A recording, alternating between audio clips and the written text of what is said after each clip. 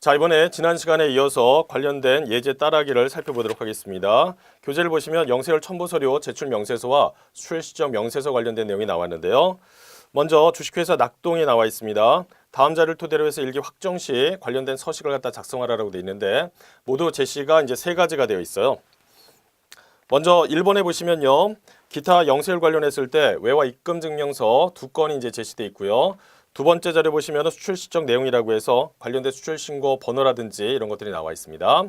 마지막으로 세 번째 자료에서는 기준 환율이라고 해서 각각 US 달러와 그리고 100엔당 금액들이 제시되어 있다라는 거죠. 입력을 할 때는 어떻게 되느냐라고 하면요. 이 부가세 신고서 쪽에 보시면요. 부속 명세서라고 되어 있습니다. 그래서 이 중에서 영세율 첨부 서류 제출 명세서를 먼저 작성을 하고 거기에서 외화 입금 관련된 내용들 증명서를 통해서 확인된 것들을 입력하시고요. 그리고 나서 수출 실적 명세서를 작성을 한다라고 생각하시면 되겠어요. 자, 먼저 영세율 첨부 서류 제출 명세서를 보도록 하겠습니다. 여기서 일기 확정이라고 되어 있기 때문에요. 입력한다라고 하면 4월에서 6월이 되겠습니다. 서류명을 보시면 외화 입금 증명서라고 해서 나와 있기 때문에 외화 입금 증명서 작성하시고요. 발급자는 국민은행이 되겠습니다. 자, 국민은행 해가지고 선택을 하시고 발급 일자는 2019년 6월 14일이 되겠고요. 선적 일자는 2019년 6월 4일 날짜입니다. 통화 코드에 있어서는 미국이고요. 환율은 1,050원입니다. 관련 내용 참고하시면요. 외화 관련했을 때 2,000달러라고 제시되어 있기 때문에 입력을 하시면 되겠습니다. 그리고 나서 과세 유형을 보시면 우리가 12번의 영세냐 16번의 수출이냐 이런 것들을 갖다 입력을 해야 돼요. 여기 내용에서는 외화 입금 증명서에 따라서 수출을 한 것이기 때문에 사실상 몇 번을 입력해야 되겠어요? 16번을 입력해야 된다는 거죠. 왜냐하면 12번 영세 같은 경우는 국내 거래로서 그 다음에 관련된 세금 계산서에 대한 교부가 있다라고 말씀드렸죠. 그렇지만 16번이다라고 한다면 직수출이기 때문에 관련된 세금 계산서에 대한 교부가 없습니다. 그런 큰 차이가 있기 때문에 여기에서의 유형 선택을 갖다가 꼭 한번 검토를 해 보셔야 되겠습니다. 16번 하시고요. 또 하나는 영세율 구분이라고 해서 여러 가지 내용이 나와 있습니다. 이 중에서 적합한 내용을 갖다 선택해서 클릭하시면 돼요. 외화 입금 증명서 관련했을 때는 직수출 관련된 내용이니까요. 1번 선택하셔서 반영해 주시면 되겠습니다. 자, 이렇게 입력을 하시면 됩니다. 자, 그런데 두 번째 입력할 때 좀 주의하실 부분이 뭐냐 하면 바로 이제 환율에 대한 부분이라고 생각하시면 돼요.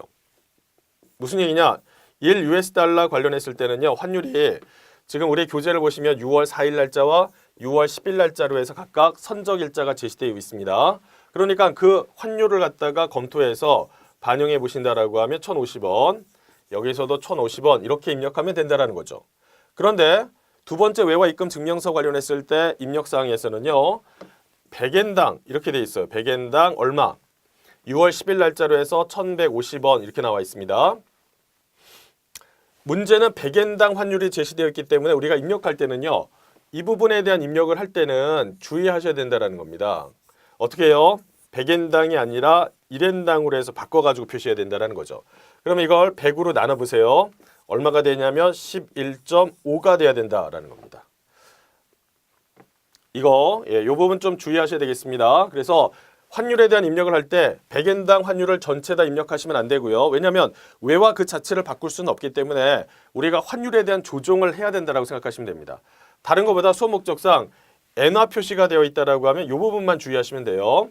그래서 11.5로 해서 입력해야 된다는 거 말씀을 드립니다.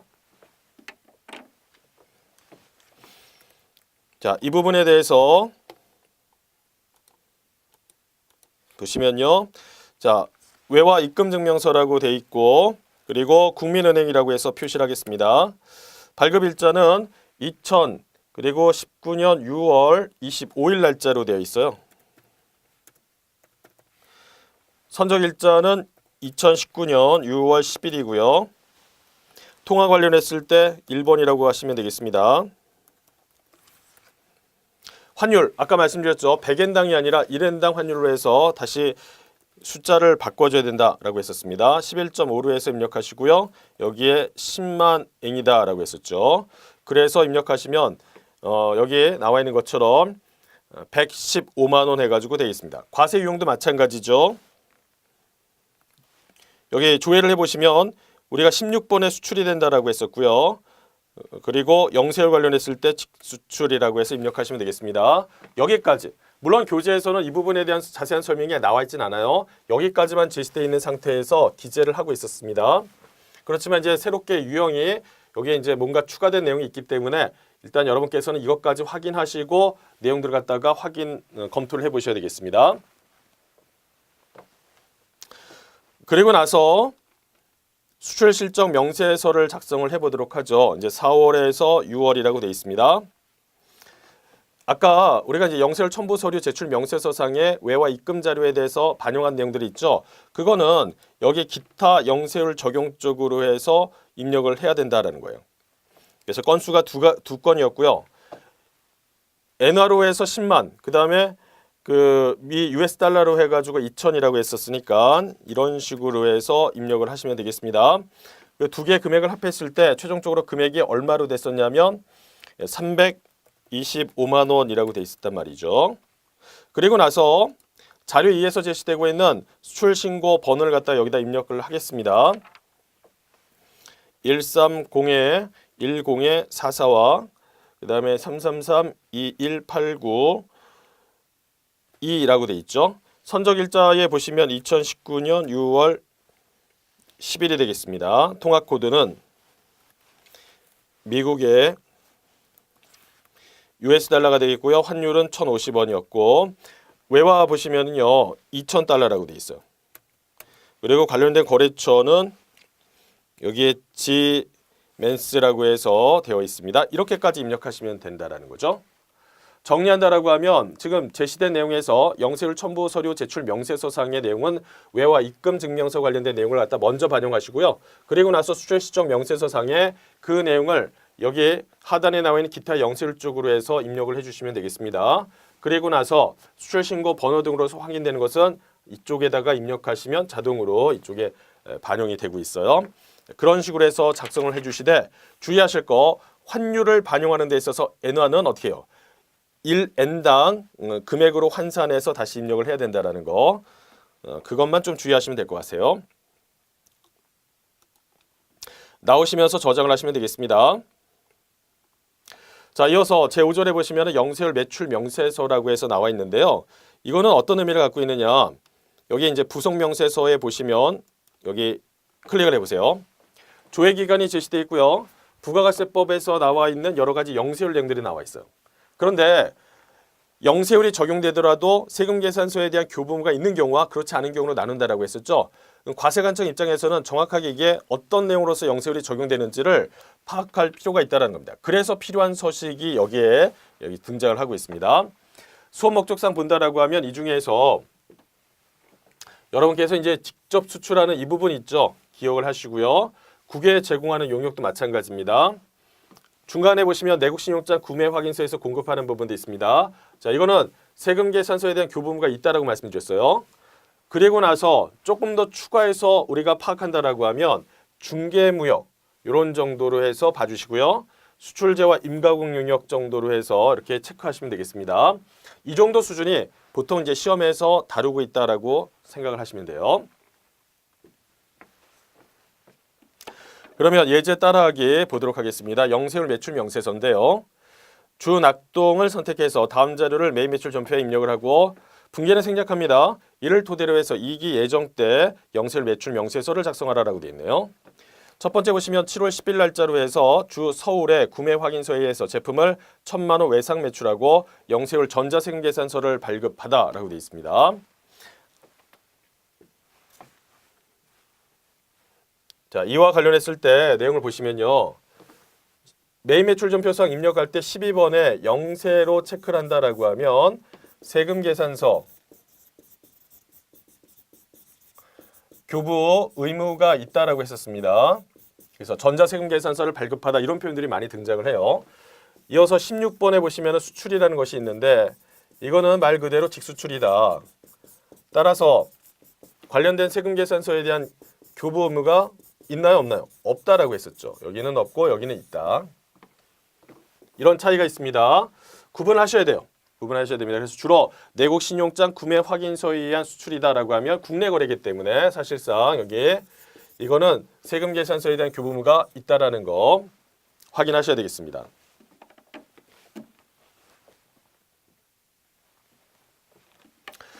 그렇다면 먼저 이제 제시된 내용에 대해서 매입 매출 전표상 반영을 해보도록 하겠습니다.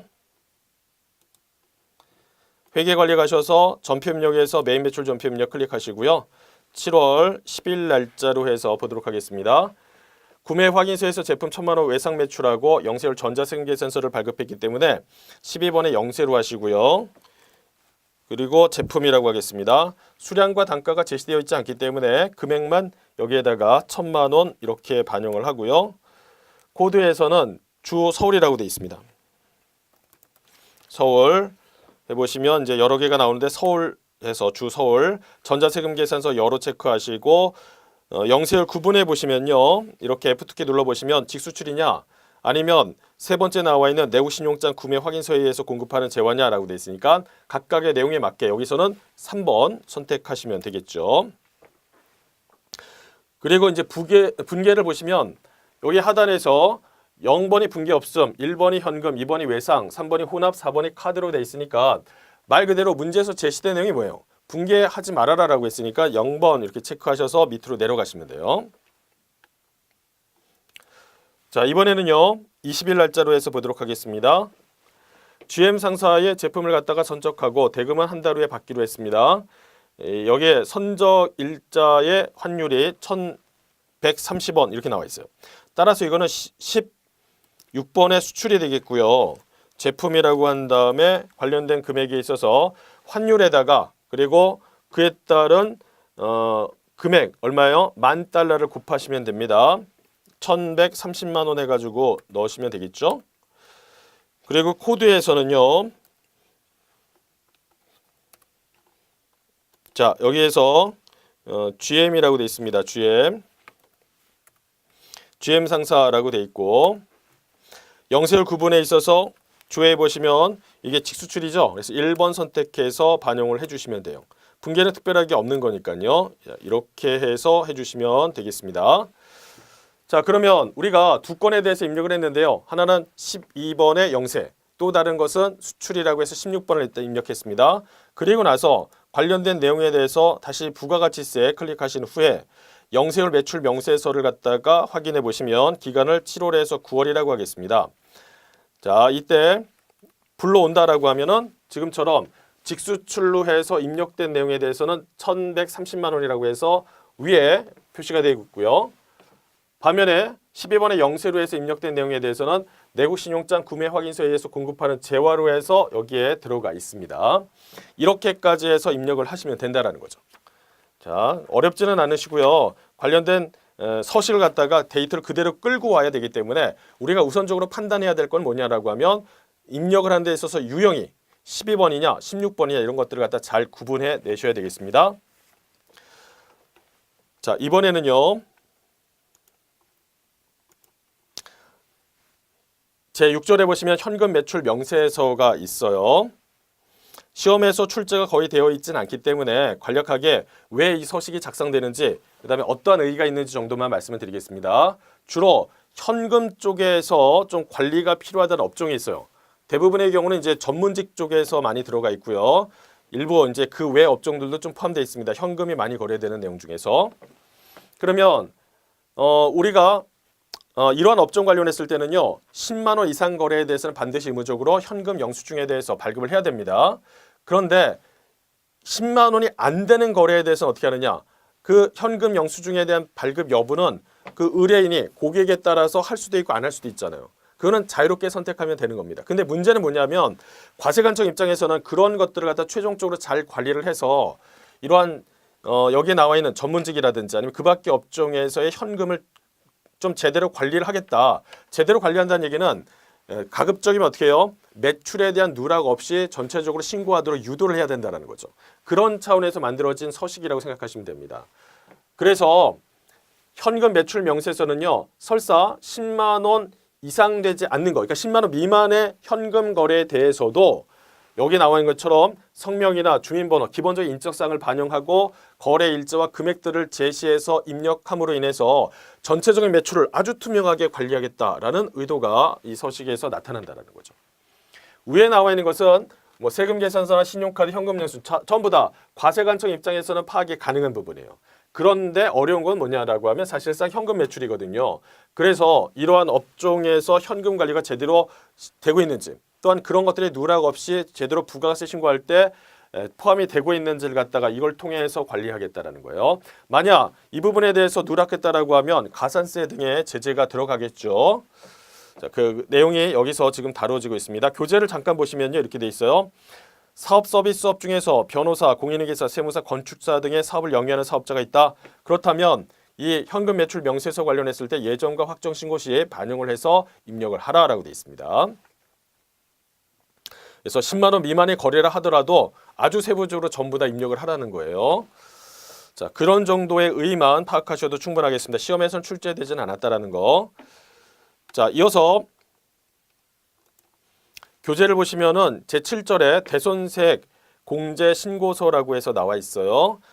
간략한 의의 정도를 파악하신다라고 하면 있습니다.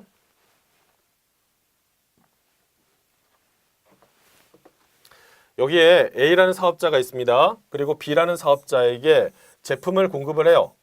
그리고 그에 따라서 대금을 결제받으면 되는데 B가 돈이 없다라는 겁니다. 그래서 한 6개월 후에 관련된 외상 대금을 갖다 받기로 했다라고 생각을 해보세요.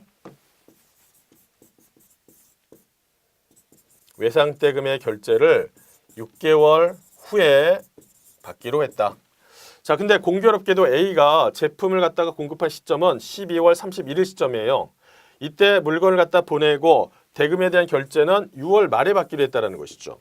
그런데 이와 관련했을 때 부가세 신고는 언제 들어가느냐? 1월 25일 날짜로 해서 이익이 확정 신고할 때 이 부분이 반영이 됩니다. 그러니까 A 입장에서는요, 관련된 대금을 받지 않았지만 부가세 신고를 하면서 이에 따른 매출세액을 신고하고 납부를 해야 된다는 거죠. 예를 들어서 이 재화가 100만 원에 부가세 10만 원짜리였다라고 가정을 해볼게요. 그러면 설사 돈은 나중에 받는다 하더라도 25일 날 부가세 신고할 때는 뭐가 들어가야 돼요? 여기 나와 있는 매출세액이 들어가야 된다는 것이죠. 그래서 10만 원만큼은 부가세 신고할 때 납부가 돼야 된다는 겁니다. 이렇게 해서 납부한 다음에 뒤에 정상적으로 대금을 받았으면 상관이 없겠지만 문제는 이때부터 시작을 해요. 자, B가 원래 대금을 갖다가 6개월 후에 받기로 했다라고 했었죠. 주기로 했어요. 그런데 그 시점에 갔는데 B가 뭐라고 얘기하냐면 대금을 갖다가 지급하기 좀 어렵다. 우리가 여러 가지 지금 곤란한 상황이 있어서 미안하지만 돈을 못 주니 좀 양해를 해달라는 것이에요. 그러다가 나중에 확인해 보니 B가 파산이 되었다라는 거예요. 그러면 돈을 갖다 회수하기가 더 어렵겠죠. 그 밖에 여러 가지 사유가 있습니다. 부도가 났다든지 혹은 사망이나 실종이 됐다든지 혹은 소멸시효가 완성됐다든지 여러 가지 사유로 인해서 그런 것들이 제대로 회수가 되지 않는다라고 한다면 이 부분에 대해서 어떻게 하느냐? A 입장에서는 굉장히 억울합니다.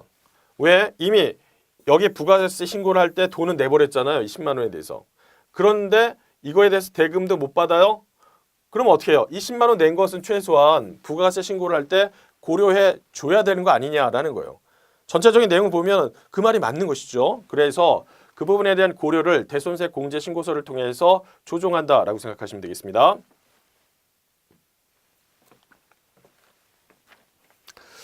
자, 그런데 우리가 이제 이 대손색 공제 신고서를 반영하는 데 있어서 좀 유념할 점이 있어요. 어떤 내용이냐?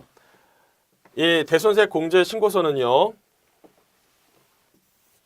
이거는 확정 신고할 때만 반영합니다. 무슨 얘기냐? 예정 신고할 때는 이 부분에 대해서 처리할 수가 없다는 얘기예요. 주의하셔야 되겠습니다. 그 다음에 우리가 배우는 수준에서 확정 신고 때만 반영할 수 있는 것이 여기 나와 있는 대손색 공제뿐 아니라 하나가 더 있어요. 뭐가 더 있느냐라고 하면 납부 환급세액의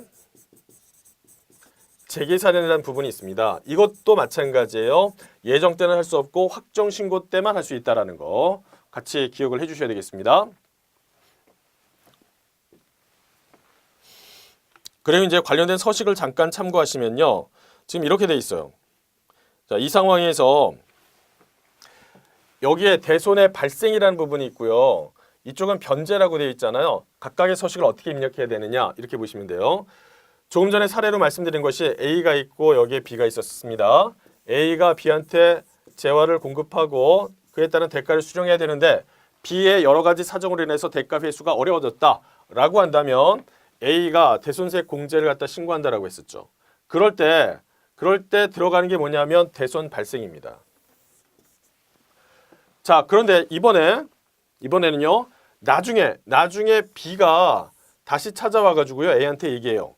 그때 참 미안했었다. 내가 여러 가지 자금 사정이 여의치가 않아 가지고 네 돈 못 줬는데 지금 그걸 갖다가 갚으러 왔으니 용서해 다오라고 했단 말이죠. 그런 식으로 해서 변제가 일어났다라고 한다면 그걸 어떻게 처리해야 되느냐라는 건데 이때가 좀 주의하셔야 되겠습니다.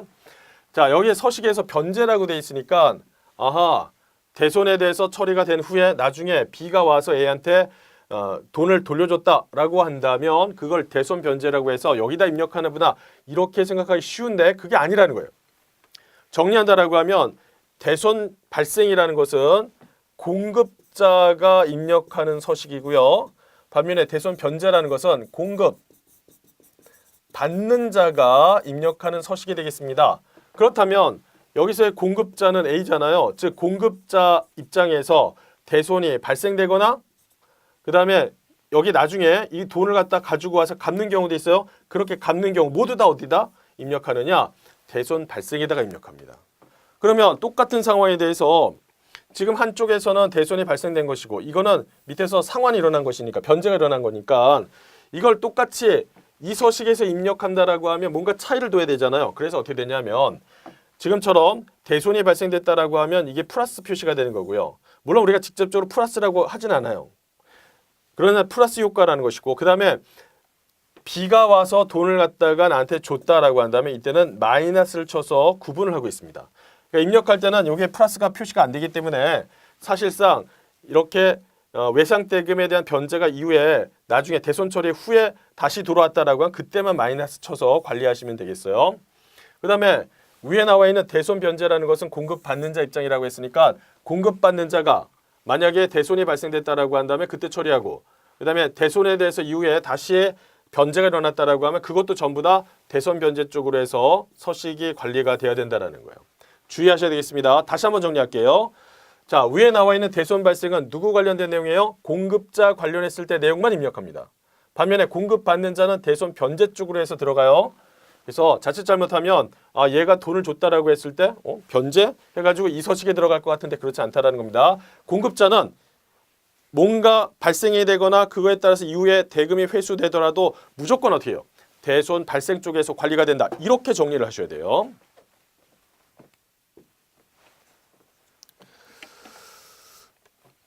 자, 그런데 우리가 이제 좀 입력할 때 주의하실 사항이 있다는 거죠. 대손에 대한 사유가 여러 가지가 굉장히 많습니다. 근데 그 중에서 특히 이제 수업 목적상 많이 등장하는 내용이 뭐냐면 부도가 발생이 됐다.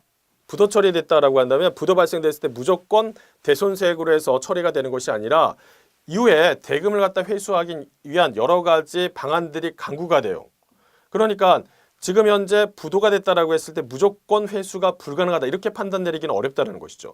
그래서 일정 기간이 지난 후에야 진짜 못 받게 되는구나를 확정할 수밖에 없다는 겁니다. 그래서 부도가 발생된다라고 하면 6개월이 경과돼야지 비로소 여기 나와 있는 대손 사유가 된다라는 거예요. 그 부분은 주의하셔야 되겠습니다. 자, 그 밖에 교재를 보시면 대손 사유를 선택한다라고 했을 때 파산이나 강제 집행 그리고 사망, 실종 뿐만 아니라 부도, 6개월 경과, 이어서 소멸시효의 완성 이런 것들 살펴보셔야 되겠습니다. 자, 그럼 관련된 문제에 대해서 한번 입력을 해보도록 하죠. 교재를 보시면 예제 따라하기라고 해서 대손세액 공제 신고서라고 되어 있습니다. 주식회사 낙동 선택해서 다음 사항을 갖다 입력하라고 되어 있죠. 여기에 1기 확정시 대손세 공제신고서와 부가세 신고서를 작성하시오라고 되어 있습니다. 1번에 보시면 전년도 10월 10일 날짜로 해서 주성전자의 제품 1,000만 원 부가세 별도로 해서 외상 매출하고요. 그 다음에 이와 관련했을 때 어음을 받았습니다. 그런데 그 어음이 1월 30일 날짜로 해서 부도 처리가 됐다는 거죠. 그러면 여기가 1월 1일이고요. 12월 31일이라고 했을 때 부가가치를 갖다 이제 6개월 단위로 해서 1기와 2기로 구분하고 있습니다. 이때 1월 30일 날짜로 해서 부도가 발생됐다라는 거예요. 그러면 부도 발생됐다라고 해서 무조건 대손 처리하는 것이 아니라 일정 기간이 경과돼야지만 부가세법상 대손 처리가 가능하다라고 했잖아요.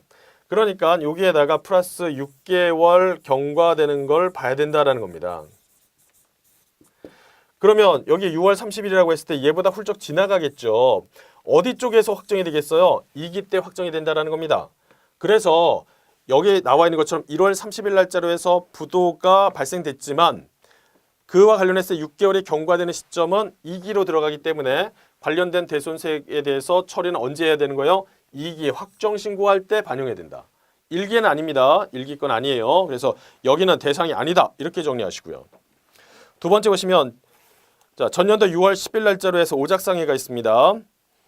여기에 공장에서 사용하던 설비를 갖다 500만 원 외상으로 매각했습니다. 그리고 나서 3월 20일 현재 대표자가 실종돼서 에어컨 판매 대금을 회수할 수 없음이 객관적으로 입증이 됐어요. 그리고 중요한 게 저당권 설정 여부입니다. 자, 저당권 등이 설정되어 있지 아니하다라고 되어 있어요. 이것도 중요합니다. 여러 가지 설명이 막 장황하게 되고 있다가 뒤에서 저당권이 설정되어 있습니다 라고 한다면 저당권 설정되어 있다라고 한다면 무슨 얘기예요? 그걸 갖다가 저당권을 실행을 해서 해당 그 설비에 대해서 매각을 해가지고 다시 대금을 회수할 수 있는 방법이 있다라는 얘기잖아요. 그런데 아무런 얘기가 없으면 설정되어 있지 않다라고 한다면 그것조차가 안 되겠죠. 그래서 두 가지를 구분해야 된다라는 겁니다. 만약에 저당권이 설정되어 있다라고 한다면 회수할 수 있는 방안이 있기 때문에 이때는 대손 처리할 수가 없어요. 그러나 저당권이 만약에 설정되어 있지 않다라고 한다면 받을 수 있는 방법이 없으니까 대손 처리가 가능하다라는 거 구분하셔야 돼요. 그래서 그 뒤에 단서가 붙어 있다. 이렇게 정리하시면 됩니다.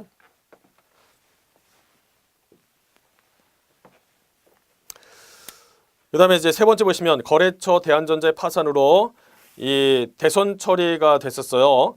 2016년 9월 10일 날짜로 해서 대손세 공제를 받았던 외상 매출금 330만 원이 있었죠. 부가세 포함해서 5월 4일 날 대한전자로부터 전액 현금으로 회수되었다라고 돼 있어요.